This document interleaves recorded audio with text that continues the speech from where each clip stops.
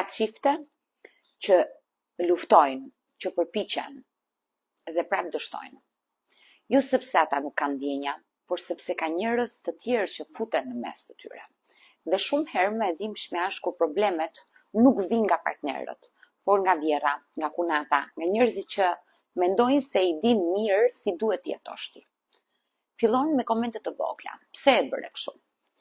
Ai apo ajo s'është për ty. Ajo s'është si duhet.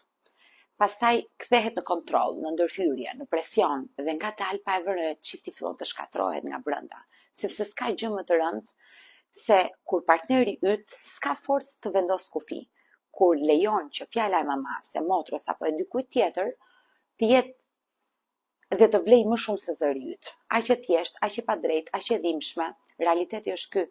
Shumë marrëdhënie nuk prishen nga tradhtia, nga gënjeshtrat, nga mungesa e dashurisë, por nga një familje që nuk di të qëndrojë në vendin e vet.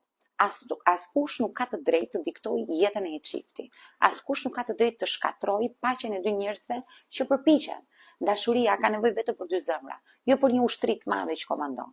Dhe një gjë që duhet kuptojnë të gjithë, çifti që s'mbron veten e humb veten. Kur ndërhyrjet bëhen të forta se dashuria, atëherë dhe lidhja më e fortë fillon të çahet. Kjo është reale. Kjo ndodh çdo ditë, prandaj vendosni kufi, për ndryshe dikush tjetër do t'i vendosi për ju.